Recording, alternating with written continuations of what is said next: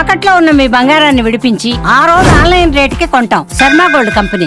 భారీ వర్షాలు బెంగళూరును అతలాకుతలం చేస్తున్నాయి. ఎండాకాలం ఒక పక్క దంచి కొడుతుంటే మరో పక్క అకాల వర్షాలు కర్ణాటక రాజధానిని బెంబేలెత్తిస్తున్నాయి.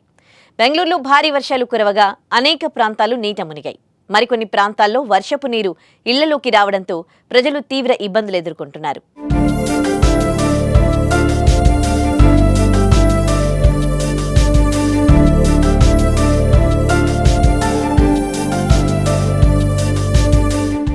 ప్రస్తుతం కర్ణాటకలోని దాదాపు 18 జిల్లాల్లో మే 24 వరకు భారీ వర్షాలు కురుస్తాయని వాతావరణ శాఖ వెల్లడించింది.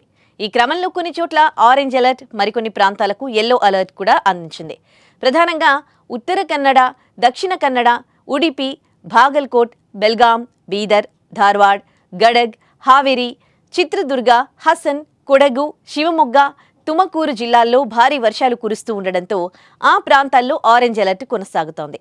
ఇక కర్ణాటక రాజధాని బెంగళూరు, దాని చుట్టుపక్క ప్రాంతాల్లో వాతావరణ శాఖ యెల్లో అలర్ట్ జారీ చేసింది. మరోపక్క గడిచిన 3-4 రోజులుగా కురుస్తున్న వర్షాలతో ప్రజలు ఆఫీసులకు వెళ్లడానికి తీవ్ర ఇబ్బందులు పడుతున్నారు. అనేక చోట్ల రోడ్లపై భారీగా వర్షపు నీరు నిలిచిపోయి అస్తవ్యస్తంగా మారడంతో ప్రజలు, వాహనదారులు తీవ్ర ఇబ్బందులు ఎదుర్కొంటున్నారు.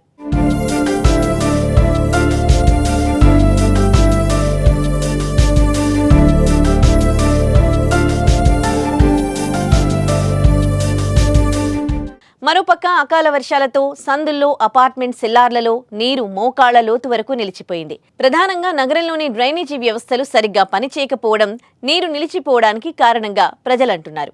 దీంతో సందులు నీటి సరస్సులుగా కనిపిస్తున్నాయి.